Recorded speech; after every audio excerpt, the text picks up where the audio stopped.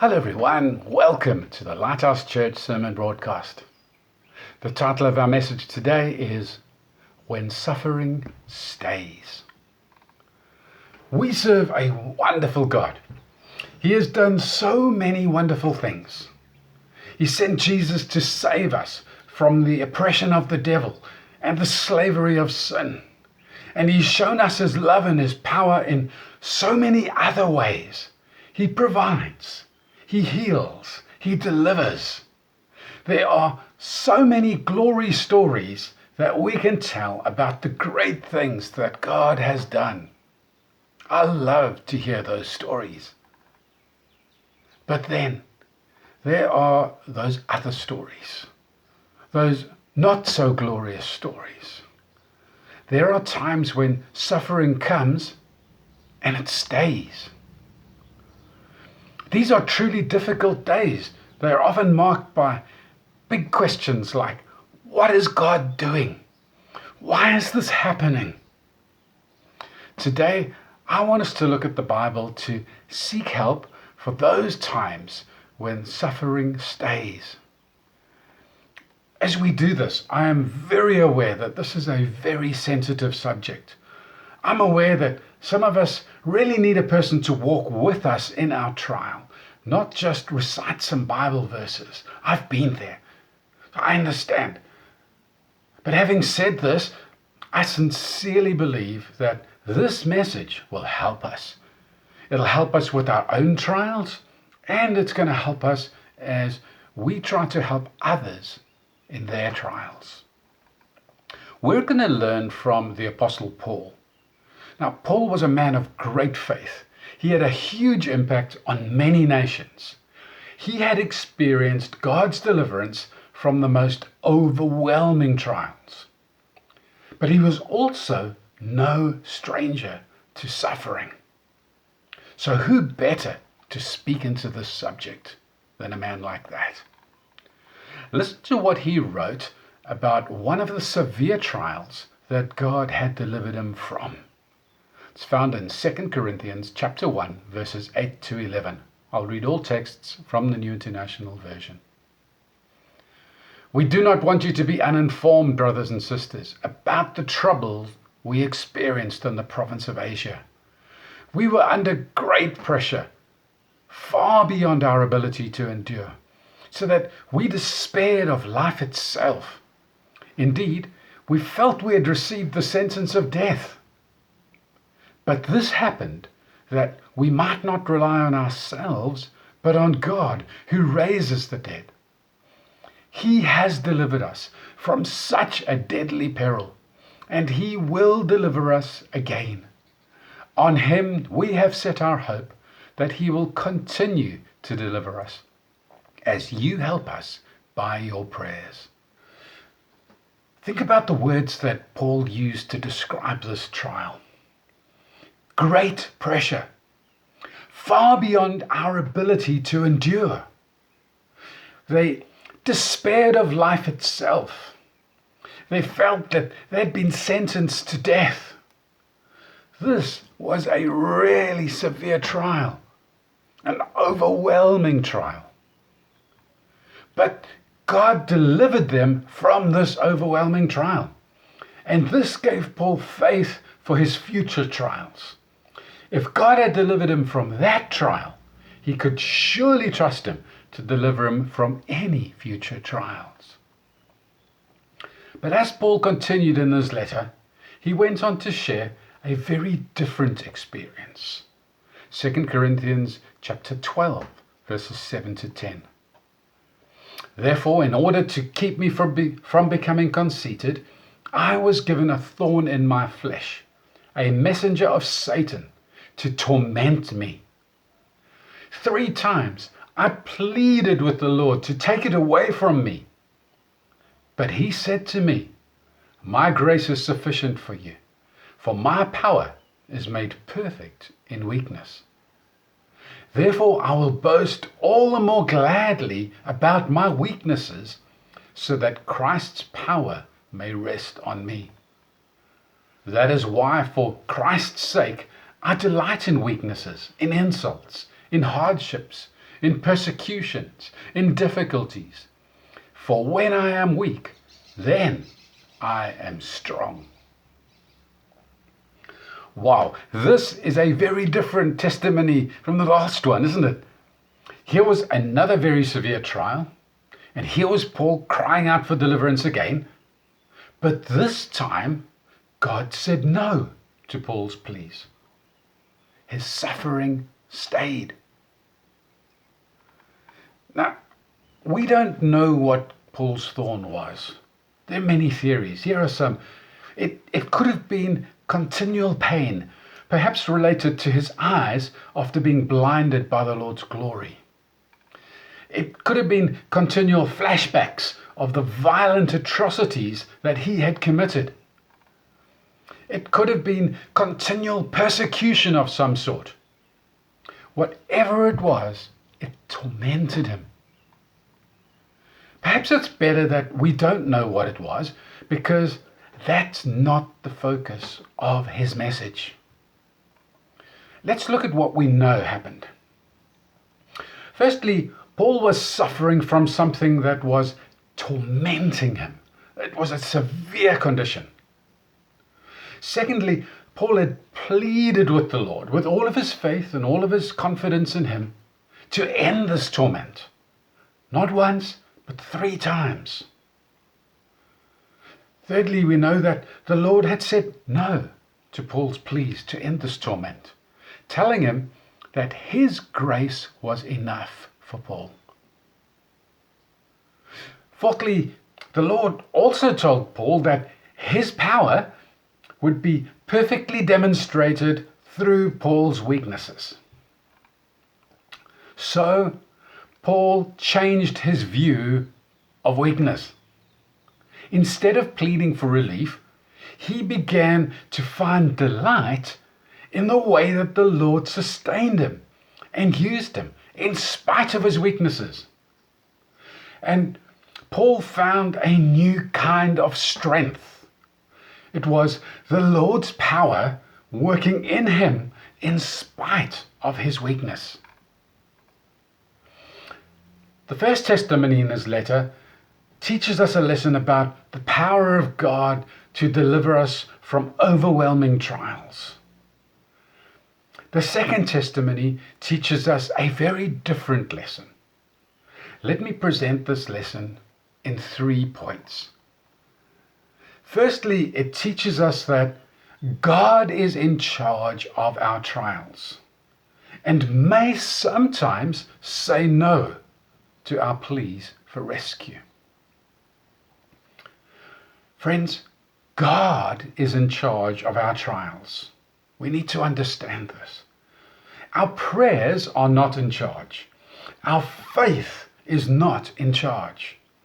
When God rescues us in response to our prayers of faith, it is because He decided to rescue us. When He doesn't rescue us, it is because He decided not to. He is in charge. But although the Lord is perfectly capable of rescuing you and I from any and every trial that we may face, there may be times when He chooses not to rescue us. In those times, we need to trust Him, knowing that His will and His wisdom are far greater than ours. If He has said no, He has said no for good reason. So we need to accept His no, humbly trusting in His superior wisdom. The second part of this lesson is that it teaches us that if God says no to our pleas for rescue, He will still be with us through the trial. A powerful picture of this lesson is found in the book of Daniel chapter 3. It's too long for us to read now, so let me summarize the story. Nebuchadnezzar, the king of Babylon, set up a statue and commanded everyone to worship it. But 3 Jewish exiles, Shadrach, Meshach, and Abednego refused to worship the statue. When the king learnt about this, he gave them an ultimatum: worship the statue or be thrown into a blazing furnace. The men still refused to worship that statue, so they were thrown into the furnace. The furnace had been heated up to such a degree that the men who threw the three into it died from the heat. But to his absolute amazement, Nebuchadnezzar saw that Shadrach, Meshach, and Abednego did not die. They were walking around in the blazing furnace. And there were not 3 men walking around, but 4. Let me just read one verse, Daniel chapter 3 and verse 25. He said, "Look, I see 4 men walking around in the fire, unbound and unharmed, and the 4th looks like a son of the gods." Now notice in this series of events that God did not spare the 3 men the terror of being thrown into a blazing furnace. God didn't put out the fire. He didn't even reduce the heat. The heat was turned up. But God did not abandon them. He was with them in the fire, and he sustained them in the fire. So let's go back to Paul. The Lord could easily have commanded that messenger of Satan to leave Paul alone, and the torment would have ended. This was Paul's plea. But the Lord had said no to that plea. Instead, he promised to be with him in such a way that his grace and his power would sustain Paul through it. The Lord would give Paul grace to endure this trial. And that grace would be enough. It would be everything he needed. And the Lord would exercise his divine power in Paul. Paul would remain weak, but God's power would be at work in him, enabling him to continue to minister so powerfully. I'm so grateful for Paul's honesty in this letter. This letter tells me that this hero of the faith felt completely overwhelmed at least once. This letter tells me that this hero of the faith, who had experienced God's power to rescue, also experienced a trial that God did not rescue him from. And through that trial, Paul experienced God's all-sufficient grace and God's power being perfectly demonstrated in his weakness. God did not abandon Paul in this trial. He was with him in it. He sustained him through it, and he was glorified through it. Lastly, we learn that we experience God's grace and power in our weakness. 2 Corinthians chapter 12, 9 to 10. Let's read those 2 verses again. "But he said to me, my grace is sufficient for you, for my power is made perfect in weakness. Therefore, I will boast all the more gladly about my weaknesses, so that Christ's power may rest on me. That is why, for Christ's sake, I delight in weaknesses, in insults, in hardships, in persecutions, in difficulties. For when I am weak, then I'm strong." Our weaknesses can be like stages or platforms on which the Lord can display his grace and his power. When it is absolutely obvious that we can't do something, there will be no doubt who was responsible when God does it. Paul continued with his powerful ministry in spite of this ongoing tormenting. Listen to these words in another one of his letters to the Colossians, Colossians chapter 1, verse 29. "To this end, I strenuously contend, with all the energy Christ so powerfully works in me. Paul continued his powerful ministry, but he knew that it had nothing to do with his own strength. He was weak. This was the power of Jesus working in him and through him. Let me close with some practical thoughts for those times when suffering stays. Firstly, in those times, we need to pray. We need to listen. We need to seek and hear an answer from God. I believe that we should always pray with a faith that knows that God can do anything. But I also believe that God speaks, so we should listen. When it seems like he's saying no, we need to listen. Spend time in silence, waiting for God to answer. Spend time reading the Bible, expecting God to speak. Pray and listen to get an answer from God. Number 2, be ready to hear a no from God. This sounds strange, but it's a reality. If you and I don't believe that God could say no, it's unlikely that we'll hear it. The Bible shows us that he can rescue us, but that he may sometimes, in his wisdom, choose not to. We need to be ready to hear him if he says no. Thirdly, if he says no, or if all indications are that he said no, rest in the superior wisdom and grace of God. Like Jesus, we must settle our pleas by embracing the superior will of God, knowing that God knows best. Luke chapter 22 and 42, what a great example. As Jesus prays for facing the cross and really agonizing over what was to come, he said, "Father, if you are willing, take this cup from me.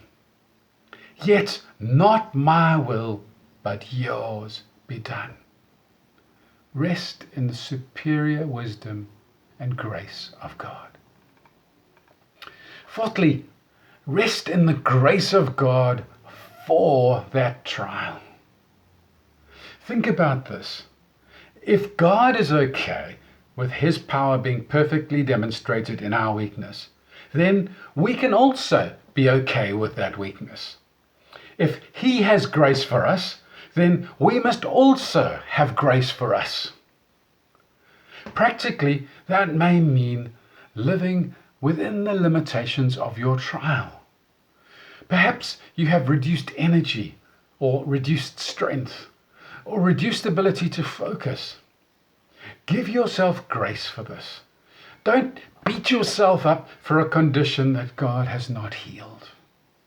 Rest in the grace of God for the trial.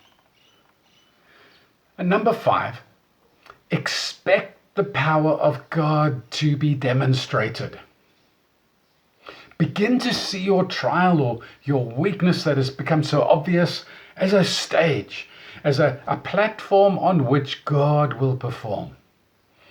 Don't step back from ministry opportunities because of your trial.